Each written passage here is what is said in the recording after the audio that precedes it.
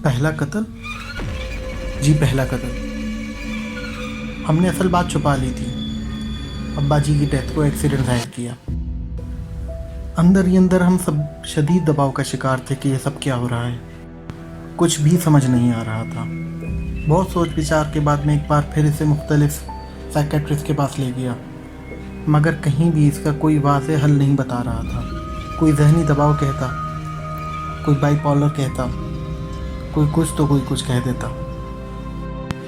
बस हमने मोहतात रहते हुए सब कुछ वक्त पर छोड़ दिया। महरोज़ की हालत वैसी ही रही। बस हमने कोशिश की कि इसकी मर्ज़ी के ख़िलाफ़ कुछ भी ना हो।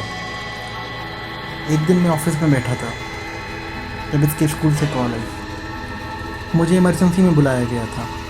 मैं दौड़ता भागता स्कूल पहुंचा तो मालूम हुआ कि इसने अपने एक सीनियर क्लास के लड़के पर हमला कर दिया है। बात ये थी कि वो इसे तंग कर रहा था, तो महरोज़ ने उसकी आंख में एक पेंसिल मार दी, जिससे उसकी एक आंख ज़ाया हो गई। महरोज़ को मैं फ़ौरन से घर ले आया। मुतासरा बच्चे के वालिदैन से भी मिला और माज़रत की। उन्होंने बड़ेपन का मुज़ाहरा करते हुए माज़रत कबूल कर ली थी। घर वाले समझते थे कि जिन्नात का साया था। मुझे इस बात पर यकीन न था। जिन्नात के वजूद को तो मैं मानता था, अलबत्ता ये बात तय थी जिन्नात किसी इंसान पर इस तरह असरअंदाज नहीं हो सकते थे। महरोज़ को इसके स्कूल से निकाल कर कुछ वक्फे के बाद मैंने एक और स्कूल में दाखिल कर दिया। दिन गुजरने लगे। एक रात प्यास की वजह से मेरी आंख खुली। मैं पानी पीने के लिए किचन में गया। जैसे ही लाइट ऑन की मेरे रोंगटे खड़े हो गए। महरोज़ फर्श पर बैठा था। इसके हाथ खून आलूद थे। हमारा छोटा सा पालतू सा कुत्ता मुर्दा हालत में इसके साथ ही पड़ा था। इसके जिस्म पर छुरियों के निशान थे। मैं किसी तरह बहला फुसला कर महरोज़ के हाथ धुलवाए और उसे उसके रूम तक छोड़ कर आ गया और बाहर से कुंडी लगा दी। मैं नहीं चाहता था कि इसके बारे में किसी को भी पता चले, तो उसी वक्त कुत्ते के मुर्दा जिस्म को ठिकाने लगाया और अच्छी तरह फर्श साफ़ किए। इन हालात में हम सब की जान को खतरा था, सो मैं मुनासिब वक्त के इंतज़ार में था। जल्द ही वो वक्त आ गया। महरोज़ ने एक बार फिर अपनी माँ पर हमला किया। वो बाल बाल बची। दूसरे दिन ही मैं सबको एतमाद में लेने के बाद महरोज़ को मुल्क के एक मशहूर मेंटल हॉस्पिटल ले गया, जहाँ एक मशहूर माहिर नफ्सियात से अपॉइंटमेंट ले रखी थी। मैंने शुरू से लेकर आखिर तक की सारी कहानी उसको बता दी। उसने महरोज़ का तफसीली मुआयना किया। उसके मुताबिक नफ्सियाती तौर पर बज़ाहिर तो वो नॉर्मल था, मगर जो हालात वो सुन चुका था, उसके बाद उसने महरोज़ को एक हफ्ते के लिए एडमिट करने का कहा। मैं कागज़ी कार्रवाई मुकम्मल करने के बाद महरोज़ को वहीं छोड़कर घर आ गया। सोचा हर दूसरे दिन चक्कर लगाऊंगा। मुझे यकीन हो गया था कि महरोज़ के साथ नफ्सियाती चक्कर नहीं बल्कि कोई और मसला है। शाम को घर पहुंचते ही खाना वगैरह खाकर मैं जल्दी ही सो गया। आधी रात का वक्त था जब मेरी बीवी ने बौखला मुझे जगाया। वो काफ़ी खौफज़दा थी। अपने होठों पर उंगली रखकर मुझे खामोश रहने का कहा, फिर दबे कदमों से कमरे की तरफ गई।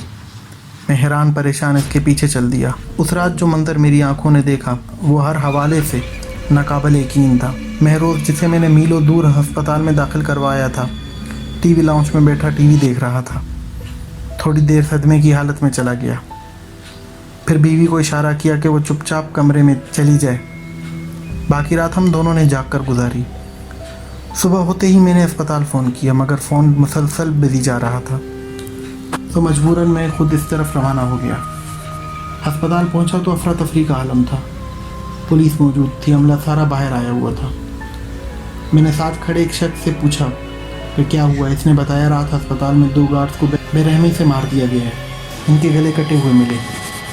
मेरे होश उड़ चुके थे। तभी किसी ने मुझे पीछे से कंधे पर हाथ रखा। वो वही नौजवान डॉक्टर था। उसने मुझे अपने साथ चलने को कहा। हम अस्पताल से मुंसलिक एक होटल में आ गए। एक कोने पे बैठने के बाद डॉक्टर ने मुझे फ़ौरन कहा कि जो वो पूछेगा सोच समझकर इसका जवाब देना है। मैंने इस बात में सर हिला दिया। तो उसने मुझसे पूछा कि ये महरोज़ आपका बेटा है या अडॉप्टेड है। मैं उसकी बात से थोड़ा चौंका। मैंने कहा मेरा ही बेटा है। उसने पूछा क्या कभी ऐसा हुआ कि वो गुम हुआ हो। मैंने जवाब दिया नहीं, मुझे ऐसा कुछ ख़ास याद नहीं। तो डॉक्टर ने कहा तो याद करें, अपने घर वालों से पूछें, ये इंतहाई ज़रूरी बात है। मैंने उसी वक्त अपनी बीवी को कॉल की, फिर माँ को फ़ोन किया। हाँ ऐसा हुआ था। माँ जी बता रही थी कि 1.5 साल पहले वो चंद घंटों के लिए गायब हुआ था, मगर घर के पिछले हिस्से से मिला। तो डॉक्टर ने कहा मतलब मेरा शक सही था। अब जो बात मैं आपको बताने जा रहा हूँ इसे सब्र व तहम्मुल से सुने। میں نے چوک کر ڈاکٹر کو دیکھا، پھر بولا جی فرمائیے۔ وہ مہروز جو غائب ہوا تھا آپ کا بیٹا تھا، لیکن یہ مہروز جو واپس مل گیا ہے یہ آپ کا بیٹا نہیں۔ ڈاکٹر کی بات پر مجھے ایک شدید جھٹکا لگا۔ کیا مطلب؟ آپ کیا کہنا چاہ رہے ہیں؟ ڈاکٹر نے جواب دیا، بہروز صاحب، حقیقت یہ ہے کہ آپ کا بیٹا اسی دن غائب ہو گیا تھا، اور جو آج آپ کے ساتھ رہ رہا ہے وہ آپ کا بیٹا نہیں ہے، وہ ایک قسم کا بہروپیہ ہے۔ اب دوسرے لفظوں میں اس کو گھسپیٹیا سمجھ سکتے ہیں۔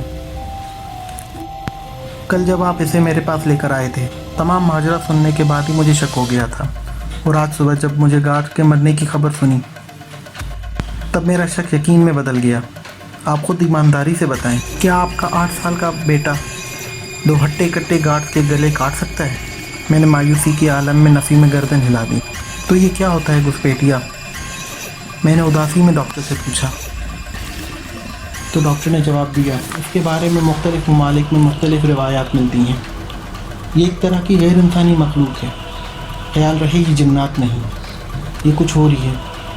کہا جاتا ہے کہ یہ مخلوق بعض اوقات کسی بچے کو غائب کر کے اس کا روپ دھار لیتی ہے اور انسانوں کے ساتھ رہنے لگ جاتی ہے۔ انتہائی اذیت پسند اور ضدی مخلوق ہوتی ہے۔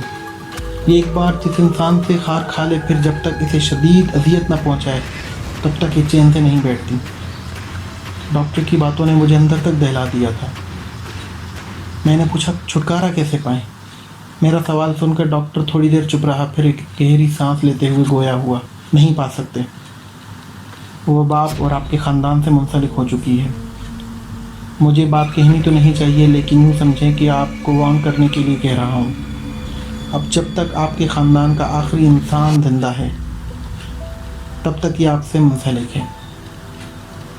اور اسی وقت میرے فون کی گھنٹی بجی۔ میں نے دھڑکتے دل سے فون اٹھایا۔ اس طرف میری بیوی تھی۔